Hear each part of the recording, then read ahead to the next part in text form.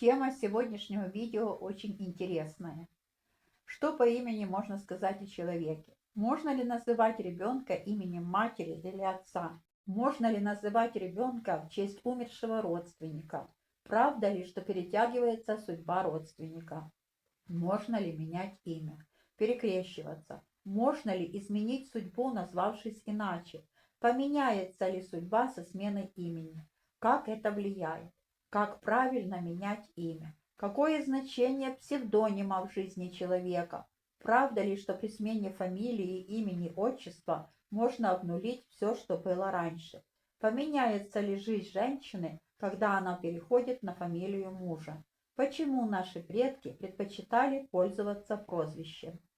Можно ли использовать во взрослом возрасте детские уменьшительно-ласкательные имена? Как видите, вопросов с такой совсем не мистической темой очень и очень много. Имя может помогать жить человеку или мешать. Многие думают, что имя обирают родители. Кому-то имя досталось в честь бабушки, кого-то назвали по святому имени, а чье-то имя было выбрано просто потому, что маме понравилось его звучание. Но на тонком плане случайностей не бывает. Душа, готовясь прийти в этот мир, сама транслирует родителям ту звуковую вибрацию, которая понадобится для выполнения жизненных задач. Ведь имя дается человеку не случайно.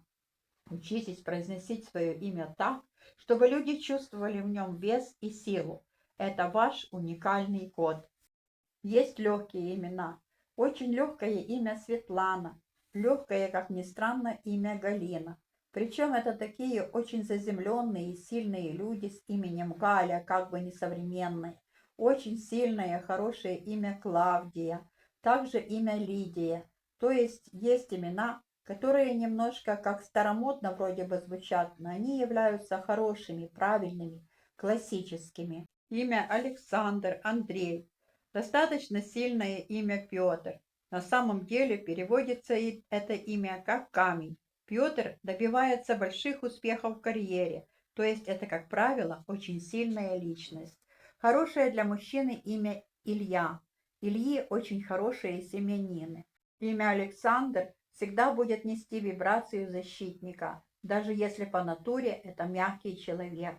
Имя Виктория будет стремиться к победам, даже когда это не нужно. Есть счастливые имена, но есть и несчастливые. Это историческая правда. Есть имена, которые сакрально считаются не то чтобы плохими, тяжелыми. Это имя Сергей, Олег, Константин для мальчиков. Не говорю, что это плохие имена, но у многих людей с этими именами, кроме своей судьбы, часто непростой, еще идет звуковое колебание вот этого имени, скажем так, тяжелое, напряженное. Из женских имен это Лиля, Ира, очень тяжелые имена. Поэтому все-таки, если у вас есть выбор, а я надеюсь, что у вас выбор есть, не называйте девочек этими именами. Родители, которые выбирают имя ребенку по тренду, на эмоциях, делают большую ошибку. Давайте посмотрим, можно ли называть ребенка именем матери или отца. Несмотря на большое разнообразие имен в святках, наши предки старались не допускать того, чтобы имена в семье повторялись. Считалось, что каждому должна быть дана своя судьба. Наши предки были уверены, что у каждого человека при получении имени появляется свой ангел-хранитель. И если в семье окажутся тезки, то сил и возможностей защитить от бед у одного ангела может просто не хватить. Поэтому они старались никогда не называть детей именем живущих родственников. Если мама с дочерью, отец с сыном, тезки, они делят общую судьбу. Дочь или сын принимает на себя судьбу матери или отца. Можно ли называть ребенка в честь умершего родственника? Правда ли, что перетягивается судьба родственников? Например, в честь покойного дедушки, в честь первого ребенка, который умер или погиб. Наши прадеды прятали своих детей от сглаза и наговора. Они называли наследников в честь умерших, только если действительно хотели, чтобы ребенок повторил его счастливую судьбу. Называть ребенка в честь покойных родственников запрещено. Это значит передать ему чужую судьбу. Душа умершего через имя получает канал влияния на живого. Ребенок начинает повторять судьбу тезки, те же болезни, те же проблемы, часто та же смерть. Особенно опасно давать имя родственника, умершего не своей смертью, самоубийцы, погибшего, убитого. Программа насильственной смерти передается вместе с именем. Я видела множество случаев, когда дети, названные в честь погибших дедов, погибали в этом же возрасте. Даже если родственник прожил долгую жизнь, но она была тяжелой, полной страданий, зачем передавать эту программу ребенку? Имя должно быть чистым, не отягощенным судьбой. Исключение святые имена. Но и здесь есть нюанс. Святой должен быть покровителем, а не тезкой. И нужно понимать, какую именно программу несет это имя. Мученики передают программу страданий, воины – борьбы, целители – служения. Запрещено называть именем покойных родственников потому, что энергетический ребенок частичку этой энергии будет нести на уровне вибрации этого имени. Выбирайте себе имя, которое будет ассоциироваться с вашим будущим, но не с прошлым. Чем больше в имени накапливается прошлого, тем больше груз прошлого мешает вам жить. Например, вот погиб первый ребенок в семье и рождается второй ребенок. Его называют таким же именем. И человеку приходится слушать. Нет, все-таки наша Светочка была, тебе далеко до нее. В твоем возрасте она уже писала, читала, а ты вовсе нет. То есть ребенок слушает несоответствие ожидания родственников. Или, например, мальчика назвали в честь дедушки, и это ложится на него энергетически тягарем. То есть ему тяжело нести это имя.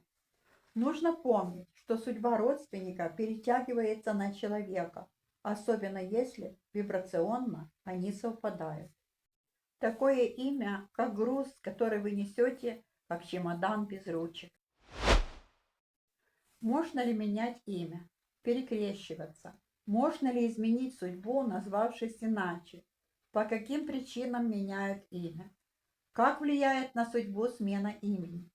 Будет ли новое имя успешным? Если вы считаете, что ваше имя с вами не ассоциируется, что оно вам не подходит, что энергия вашего имени искажена, и вы не принимаете его, считаете, что оно ограничивает вас, тяготит, меняйте свое имя. Имя должно помогать, а не мешать. Смена имени однозначно влияет на судьбу человека и может означать и смену судьбы. Смена имени – это магический акт в любом случае. Вы вправе выбирать себе имя, свой ник, свой псевдоним. И помните, что все вы несете другим людям через свое имя. О том, что смена имени символизирует начало новой жизни, знали давно. Монахи, например, принимая постриг, меняли и свое имя. Очень важно, через какое имя вас воспринимают люди. Они вас так запоминают, они вас так характеризуют. Ваше имя есть поворотным в общении людей с вами. На вашу жизнь реально очень сильно влияет все то, с чем вы себя ассоциируете, кем вы себя называете. В древности знали о силе имени. Истинное имя скрывали, давая для общения прозвище. Считалось, кто знает твое настоящее имя, тот имеет власть над тобой. И это не суеверие. Через имя действительно можно влиять на человека магически. Правильно делают, когда крестят ребенка и дают ему другое имя. То есть дают два имени. Одно имя мирское, то есть вы, например, в жизни Галина, а церковное ваше имя Анна, то есть другое имя. Это работает. Церковное имя желательно сохранить в тайне, чтобы его никто не знал. Но меняя или беря новое имя, избегайте имен великомучениц. Святая Варвара, святая Екатерина. Считается, что эти имена тяжелые. Они накладывают на человека определенный груз страданий изначально. Человек, конечно, все пройдет с достоинством, но зачем же себе усложнять жизнь? Меняя имя, со временем человек понимает, что с этим именем не было успешности, а с новым появилось. По каким же причинам в основном меняют имена? Например, человек сильно болен, и для того, чтобы излечиться, он идет в церковь, чистится, берет себе другое имя. В такой момент судьба человека меняется в лучшую сторону. Я знаю много таких позитивных моментов, когда смена имени влияет позитивно на человека. Если человек меняет имя, он как будто бы рождается снова. Также одной из причин есть то, что, например, мама с дочерью тезки, и когда они названы одним именем, они делят общую судьбу. Наверняка многие обращали внимание, что у тесок достаточно часто проявляются общие черты характера, действительно схожие судьбы, женские или мужские. Дочь или сын повторяют судьбы родителя. Есть еще одна важная причина смены имени – чисто психологическое, когда человек не воспринимает свое имя. Например, назвали человека Олей. В семье ушел отец, его следующую жену зовут Оля. У нее была дочка, тоже Оля, и девочку тоже назвали Оля. Человек постоянно думает об этом, его воротит от своего имени, он трижды уже мысленно от него отрекается. Жизнь длинная, и одной из причин смены имени может быть то, что на ваше, не дай бог, имя делал кто-то магическое воздействие на ваше мирское имя. Есть также мнение, что при смене имени можно обнулить все, что было раньше, все ошибки, обиды, разочарования. В таких случаях меняйте имя и называйтесь так, как хотите. Как назоветесь, так и будет это на вашей судьбе отыгрываться. Как правильно менять имя? Если вы решили сменить имя, неважно как, официально или энергетически, делайте это осознанно. Сначала примерьте новое имя, попросите близких называть вас так хотя бы месяц. Почувствуйте, как меняется ваша энергетика. Лучшее время для смены имени – переломные моменты жизни. После тяжелой болезни, развода, переезда, когда старая жизнь закончилась, а новая начинается. Смена имени закрепит перемены на энергетическом уровне. Обязательно проведите ритуал прощания со старым именем. Поблагодарите его за службу и отпустите с миром. А тогда проведите ритуал принятия нового имени. Представьтесь этим именем стихиям, попросите их признать вас под новым именем. Псевдоним – это магическое имя для определенной сферы жизни. Актеры, писатели, музыканты интуитивно понимают, псевдоним создает отдельную личность, субличность для творчества. Удачный псевдоним может возвести человека к славе, неудачный – похоронить талант. Псевдоним должен соответствовать энергетике деятельности. Для актера важна яркость, запоминаемость, для писателя – глубина, многозначность, для целителя – мягкость, обволакивающая энергия. Некоторые берут псевдоним, чтобы отделить обычную жизнь от профессиональной. Это мудро. Разные имена создают разные энергетические пространства. Под псевдонимом человек может быть совершенно другим, чем в обычной жизни. Но есть опасность, если псевдоним становится сильнее настоящего имени. Человек теряет себя. Субличность поглощает основную личность. Многие звезды страдают от этого. Они уже не могут быть сами собой, только своим сценическим образом. Можно ли использовать во взрослом возрасте уменьшительно-ласкательные имена? Строго нельзя откликаться на уменьшительно-ласкательное детское имя в взрослом возрасте. Настенька, Светочка, Людочка, Юлечка. Подумайте сейчас, как вы представляетесь незнакомым людям. Как вас называют коллеги или как вас называют партнеры по бизнесу. Если женщине 45 лет, она управляет отделом или пытается построить свой бизнес, но при этом для всех она Настенька, Юлечка, Светочка, Людочка. Она совершает энергетическое самоубийство в плане финансов. Уменьшительно-ласкательное имя несет в себе вибрацию ребенка. У детей по закону Вселенной своих денег не бывает. Детям дают только на карманные расходы. Детям покупают игрушки, но детям не доверяют миллионы. С детьми не заключают крупные контракты. К детям не приходит серьезная прибыль. Называя себя сокращенным маленьким именем, вы добровольно отказываетесь от энергии взрослого человека. Вы отсекаете от своего имени тяжеловесные сильные вибрации, оставляя лишь мягкую неспособность удерживать богатство оболочку. Нужно заставить себя представляться полным именем. Первое время всегда будет физически дискомфортно, но как только вы привыкнете, как только наденете на себя свое полное имя, как корону, энергетика ваша изменится до неузнаваемости. Можете даже получить повышение, которое ждали 5 лет, а доходы ваши вырастут в несколько раз. Ваше полное имя – это ваш сосуд изобилия, который вылеплен из определенных букв, каждая из которых имеет свой скрытый смысл. Поменяется ли жизнь женщины, когда она переходит на фамилию мужа?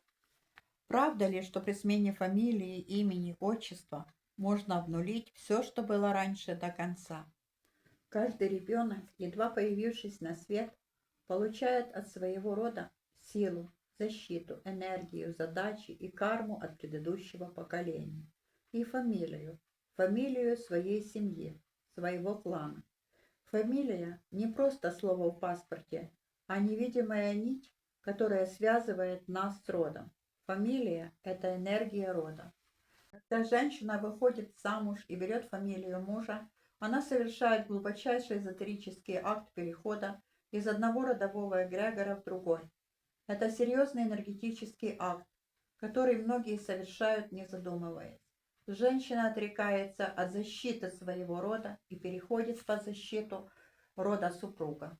Здесь кроется огромная опасность или, наоборот, огромная удача. Если род мужа слабее рода женщины, она теряет силу. Если род проклятый или отягощенный, она берет на себя чужую карму. Бывает, что после смены фамилии у женщины резко меняется характер, здоровье, судьба. Это новый род так перекраивает ее под свои программы. Если девушка сильной фамилии девичьей берет фамилию мужа, чьи предки были в долгах, имели проблемы с законом, ее жизнь начинает рушиться, деньги уходят, болезни начинаются. И если вы чувствуете, что после смены фамилии ваша жизнь пошла под откос в материальном плане, вам необходимо и мысленно, энергетически отделить себя от негативных программ нового рода. А для этого нужно вернуть свою фамилию, свои корни, которые держат ваш род на себе и передают необходимую информацию потомкам. Бывает и обратное. Когда женщина берет фамилию мужа, которая вызывает восхищение вместе с фамилией, тогда можно унаследовать и достоинство рода.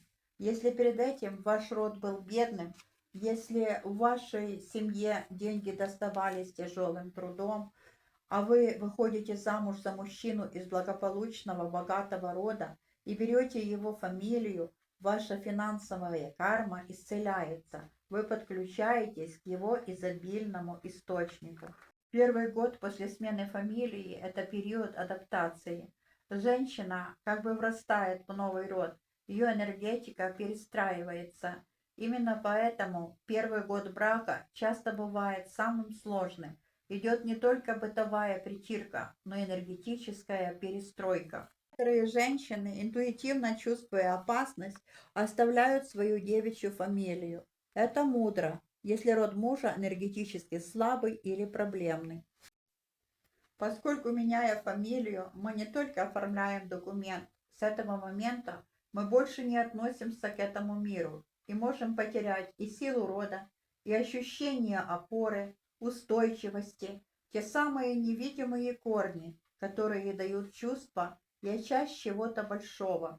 Человек, отрезавший себя от фамилии, нередко ощущает странную пустоту, словно почва под ногами куда-то испарилась. Двойная фамилия – это попытка сохранить связь с обоими родами, но это создает раздвоение, человек становится между двух огней. Магические имена в эзотерической практике. В магии принято брать особое имя для ритуальной работы. Это имя – ключ, открывающий доступ к определенным силам и энергиям. Магическое имя не придумывают, его получают в инициации или находят через откровение. Магическое имя нельзя произносить вслух, его знают только посвященные в традицию или круг. Через это имя маг связан с эгрегором традиции, получает силу и защиту. Потеря магического имени или его разглашение – потеря силы. Некоторые практики имеют несколько магических имен для работы с разными силами. Одно для целительства, другое для боевой магии, третье для работы с миром мертвых. Каждое имя – отдельный канал, отдельная настройка. Следите за тем, как вы позволяете миру обращаться с вашим именем. Отсекайте попытки малознакомых людей называть вас слишком фамильярно. Полюбите свое имя, осознайте его мощь, и вы увидите, как мир, услышав ваш голос, начнет открывать перед вами те двери, в которые вы безуспешно стучали долгие годы. Дорогие друзья и подписчики моего канала, если вам понравилось видео и вы вынесли для себя что-то полезное, тогда не забудьте подписаться на мой канал.